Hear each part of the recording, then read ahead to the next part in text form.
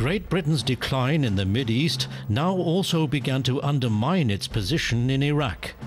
Nasser's pan-Arabian ideas strengthened the resistance against the pro-Western policy of the young King Faisal II. In the summer of 1956, after his coronation, he had been received by Queen Elizabeth during a state visit in London. He was regarded as London's most reliable ally in the region, who had also participated in the punitive action against Nasser.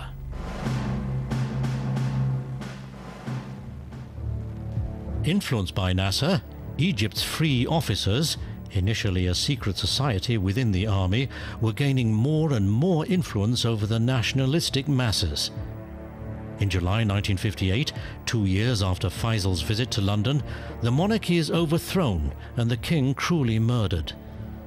Marauding troops devastate the palace and also kill his son. Soon afterwards, they murder the pro-Western premier, Nouri al-Said. Shocked, the members of the English colony leave Baghdad. Some had witnessed the barbarian atrocities. The wife of an English officer describes what she saw and heard. She said that the Crown Prince wasn't actually killed, he was only wounded. And he was immediately taken away and handed over to the mob to do what they wanted with. And do you know what did happen? Well, yes, they tore him to pieces, they mutilated his body, they cut his feet off, they cut his head off, his hands, and then they hanged him for everyone to see from the mosque in the main street in Baghdad. Yes, the Arabs were delighted after the British had left the country.